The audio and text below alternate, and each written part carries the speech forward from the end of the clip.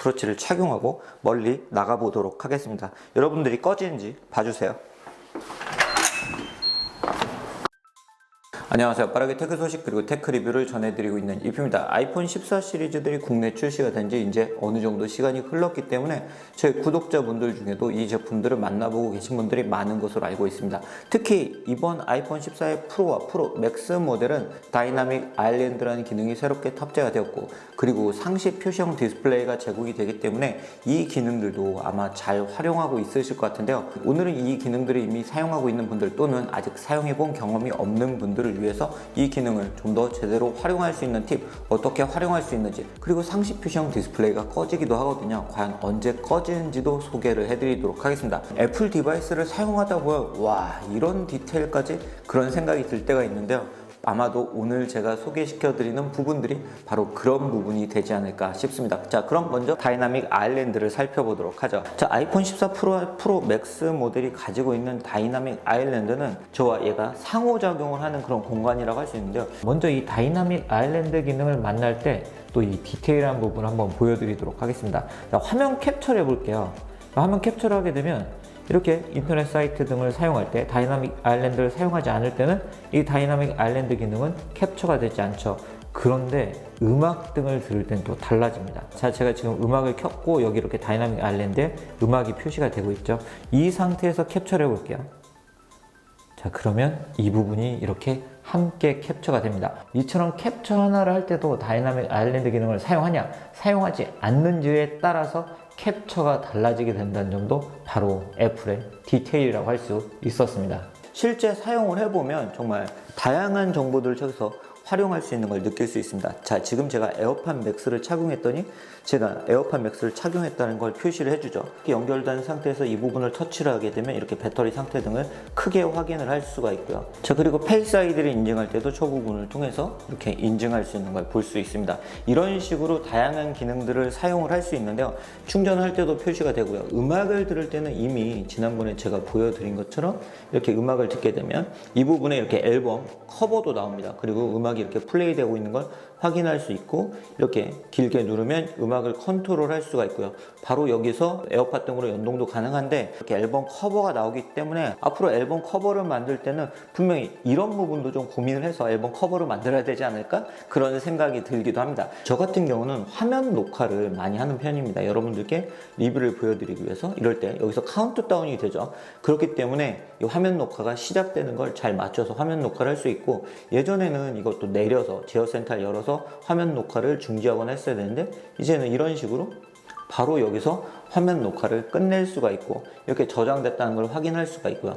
그리고 이 부분에서 바로 이렇게 눌러서 보기를 할 수도 있고 삭제를 할 수도 있습니다. 그리고 애플 디바이스를 사용하시는 분들은 에어드랍도 많이 하시죠.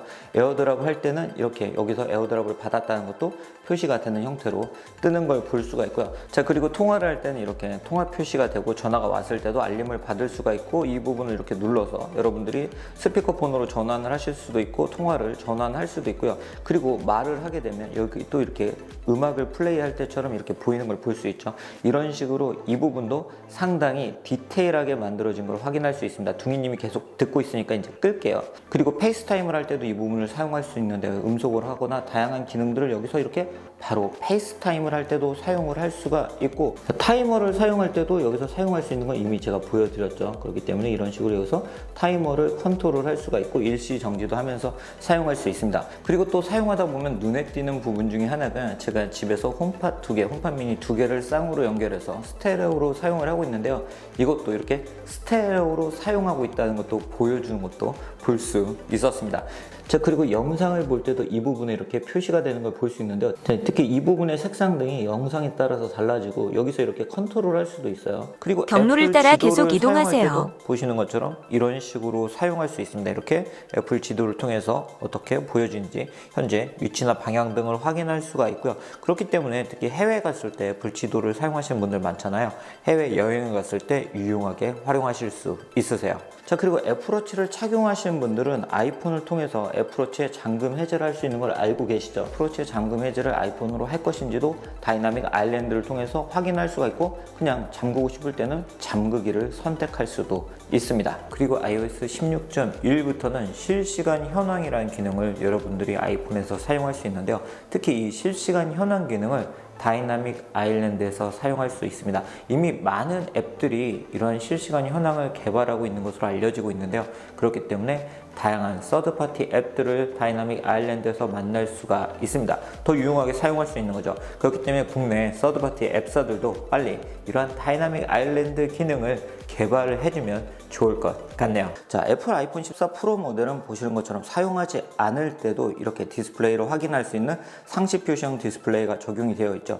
이 상시 표시형 디스플레이가 뭐 다른 화면을 사용하는 게 아니고 기본적으로 잠금 화면이 서서히 어두워지는 형태이기 때문에 굉장히 일체감 좋게 사용할 수 있습니다. 그리고 이러한 상시 표시형 디스플레이는 주변의 조도에 따라서 밝기가 변하게 되는데요. 어두운 곳에서는 좀 더 어둡게, 그리고 밝은 곳에서는 더 밝게 표현이 되기 때문에 이 주변 환경에 맞춰서 사용할 수 있다는 점이 특징이라고 할 수 있습니다. 자, 이렇게 상시 표시형 디스플레이를 사용할 수 있기 때문에 이 상시 표시형 디스플레이에 어울리는 배경화면을 설정해서 사용해 보시는 것도 좋은 방법이라고 할 수 있는데요. 개인적으로 이런 상시 표시형 디스플레이가 가장 마음에 들 때는 바로 음악을 감상할 때입니다. iOS 16에서는 이렇게 앨범 커버를 크게 볼 수 있잖아요. 이 앨범 커버가 다음 곡으로 넘어가게 되면 자동으로 변경이 됩니다. 즉, 상시 표시형 디스플레이를 사용하면서도 이런 앨범 커버가 자동으로 전환되는 걸 확인할 수 있기 때문에 음악을 들을 때 그냥 아이폰으로 음악을 듣거나 또는 블루투스 스피커 등에 연결해서 또는 홈팟 등에 연결해서 음악을 들을 때 이런 앨범 커버가 변경되는 걸 확인하면서 사용할 수 있다는 점이 개인적으로 이번 상시 표시형 디스플레이를 사용할 때 가장 마음에 드는 부분이었습니다. 그리고 이러한 상시 표시형 디스플레이가 그리고 꺼지기도 합니다. 유저가 아이폰을 사용하지 않는다고 하면 굳이 켜져 있을 필요가 없겠죠. 바로 일단 카플레이를 사용할 때, 여러분들이 카플레이를 사용할 때는 운전을 할 때고 아이폰이 굳이 켜져 있을 필요가 없겠죠. 그렇기 때문에 꺼지게 되고요. 그리고 애플워치를 사용하시는 분들은 사용자가 애플워치를 착용한 상태에서 아이폰과 멀리 떨어져 있다고 하면 또 자동으로 상시 표시형 디스플레이가 꺼집니다. 제가 지금 애플워치를 착용하고 있는데요. 애플워치를 착용하고 멀리 나가보도록 하겠습니다. 여러분들이 꺼지는지 봐주세요.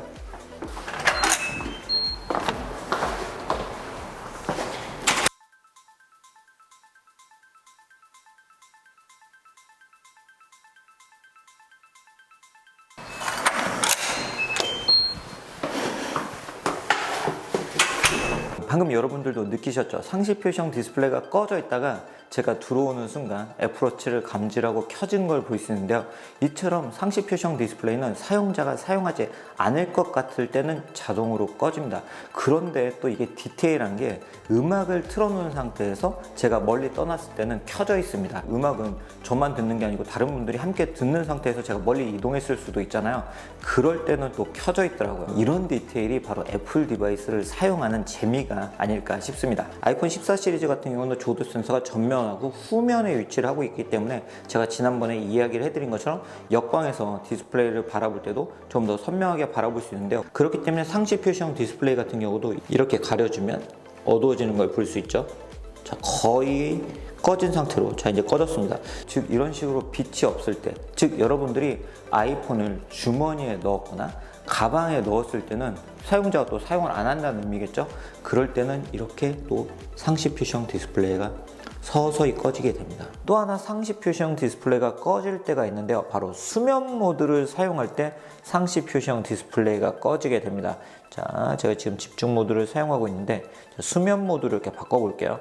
자, 수면 모드를 사용한 상태에서 상시 표시형 디스플레이는 이렇게 꺼지게 됩니다. 이런 식으로 여러분들이 아이폰을 사용하지 않을 때는 아이폰이 스스로 사용자가 날 더 이상 사용하지 않는구나 라는 걸 인식을 하고 꺼지게 됩니다. 네, 오늘 이렇게 아이폰 14 프로와 프로 맥스 모델에 탑재가 되어 있는 상시 표시형 디스플레이 그리고 다이나믹 아일랜드가 가지고 있는 디테일을 여러분들께 소개를 해드렸습니다. 이미 이 모델들을 사용하고 있는 분들은 제가 오늘 소개시켜 드린 부분들을 참고를 하시면 좋을 것 같고요. 아직 이 모델을 만나보지 않으신 분들 중에 이 기능들을 어떻게 사용할 수 있는지 궁금하셨던 분들에게 도움이 되는 그런 영상이었으면 좋겠습니다. 그럼 오늘 영상은 여기서 마치도록 하겠습니다.